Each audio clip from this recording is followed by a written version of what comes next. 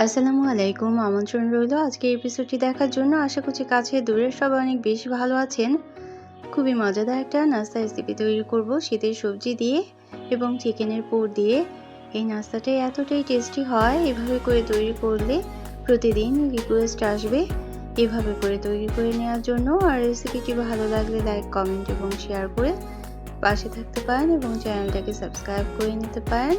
খুবই অল্প উপকরণে, ঘরে থাকা উপকরণ দিয়ে তৈরি করে নেওয়া যায়। আর বাজার থেকে কেনা কোনো নাস্তার প্রয়োজনই হবে না, এভাবে ঘরেই যদি তৈরি করে নেওয়া যায়।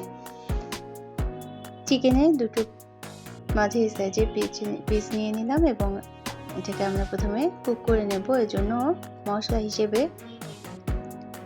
আদা রসুন পেস্ট 1 চা চামচ নিয়ে নিলাম এবং লবণ দিয়েছি পরিমাণ মতো। সাদা গোলমরিচের গুঁড়ো 1/4 চা চামচ এবং কালো গোলমরিচের গুঁড়ো সামান্য পরিমাণ দিয়েছিলাম। আর একটা দারচিনির টুকরো টুকরো করে নিয়েছি এবং দুটো এলাচ নিয়ে নিলাম এবং অল্প পানি দিয়ে সিদ্ধ হতে বসিয়ে দিলাম চিকেনটাকে।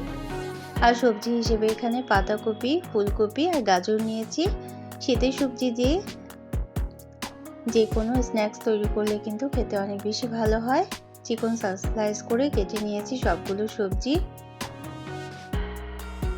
তো প্যানে তেল দিয়ে সবজিটা আমরা ভাজা ভাজা করে নেব।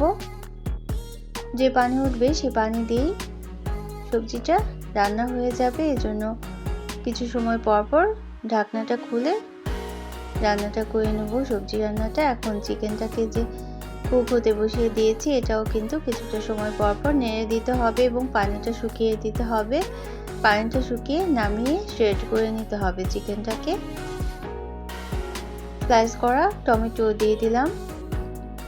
ধাপে ধাপে বিভিন্ন মশলা দিতে হবে এই সবজিটা তৈরি করার জন্য। সবজি পুরটা যত মজাদার হবে, এই রেসিপিটা বা স্ন্যাক্সটাও খেতে অনেক বেশি সুস্বাদু হয়ে যাবে।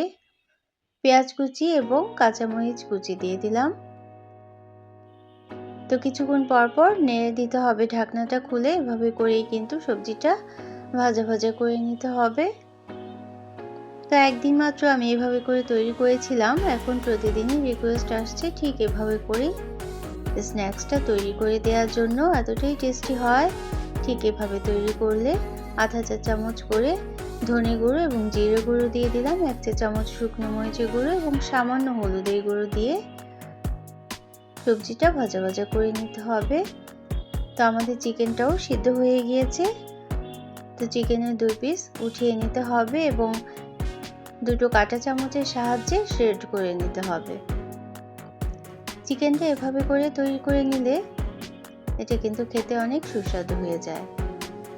চিকেনের যে একটা গন্ধ থাকে সেটা চলে যায় ঠিক এভাবে তৈরি করে নিলে। এখন আমরা ডোটা তৈরি করব। এর জন্য 2 কাপ পরিমাণ আটা নিয়েছি, 1 চা চামচ চিনি, সামান্য পরিমাণ লবণ এবং 2 কাপ আটার জন্য 1 চা চামচ ইস্ট দিয়ে শুকনো উপকরণ প্রথমে মিশিয়ে নিয়েছি এবং হালকা গরম পানি 1 কাপ পরিমাণ হালকা গরম পানি অল্প অল্প করে মিশিয়ে আটার কাইটা তৈরি করে নিতে হবে। একবারে কিন্তু খুব বেশি পানি দেওয়া যাবে না, অল্প অল্প করে পানি দিয়ে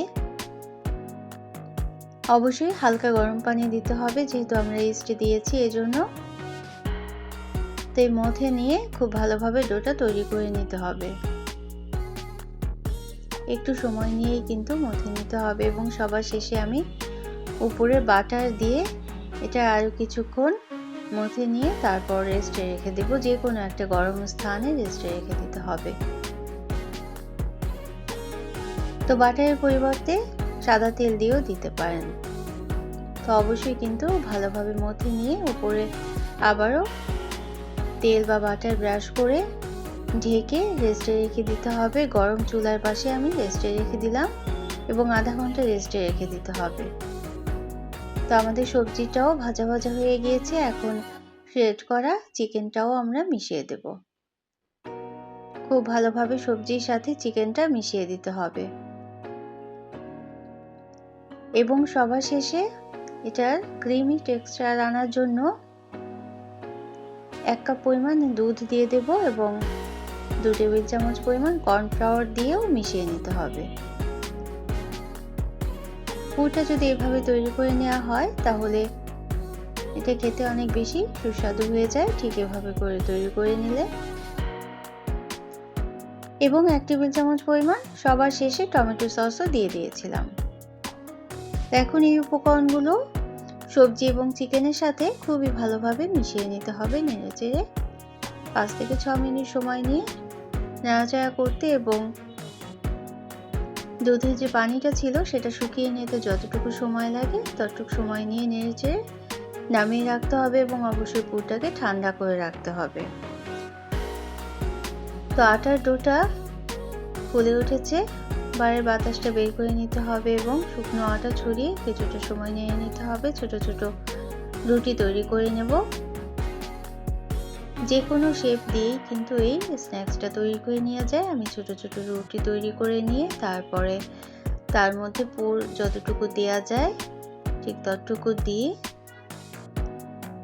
স্ন্যাক্সটা তৈরি করে নেব। এটা কিন্তু দেখেই বুঝে নিতে হবে আমি কিভাবে করছি, এটা বলার কিছুই নাই। তো এই পর্যন্ত যারা দেখলেন একটা লাইক দিতে ভুলে গিয়েছেন, অবশ্যই একটা লাইক দিয়ে দিতে পারেন, প্রয়োজনে কমেন্ট করতে পারেন এবং শেয়ার করতে পারেন ফ্রেন্ডস এন্ড ফ্যামিলির সাথে। যারা প্রথম ভিজিট করছেন তারা চাইলে চ্যানেলটিকে সাবস্ক্রাইব করে বেল বাটনটাকে একটা প্রেস করে রাখতে পারেন, তাহলে নোটিফিকেশন পেয়ে পরবর্তী রেসিপিগুলো দেখে নিতে পারবেন। তো বাজারে ফুলকপি, পাতাকপি আর গাজর থাকতে থাকতেই এই মজাদার স্ন্যাক্সটা ঠিক এভাবে করে তৈরি করে নিতে পারেন। তো একটা প্লেটে আমি আটা ছড়িয়ে স্ন্যাক্সগুলোকে এভাবে করে সাজিয়ে রেখে দেবো। একটু ফাঁক ফাঁক করে রেখে দিতে হবে এবং আরও 10 মিনিট আমি রেস্টে রেখে দেবো একটা কাপড় দিয়ে ঢেকে। তাতে কি হবে, স্ন্যাক্সটা কিন্তু আরেকটু ফুলে উঠবে। এবং তারপরে বাটার দিয়ে আজকে এই স্ন্যাক্সটা ভেজে নেব। চাইলে ডুবো তেলেও ভেজে নিতে পারেন কিংবা অল্প তেলেও ভেজে নেওয়া যায়।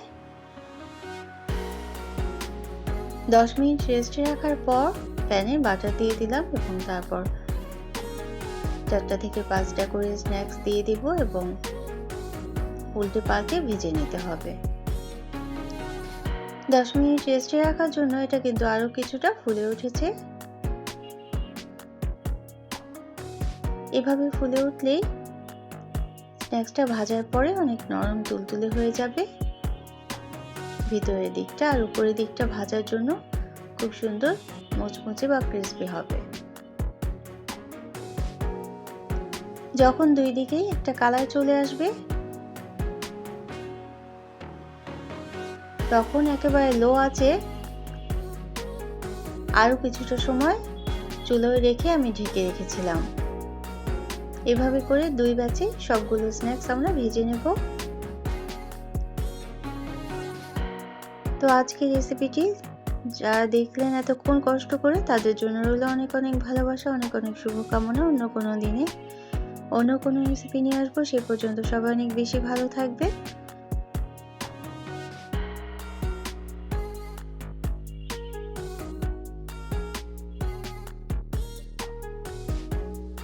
তো আমরা সবাই সবার জন্য দোয়া করব। Thanks for watching. Allah Hafiz.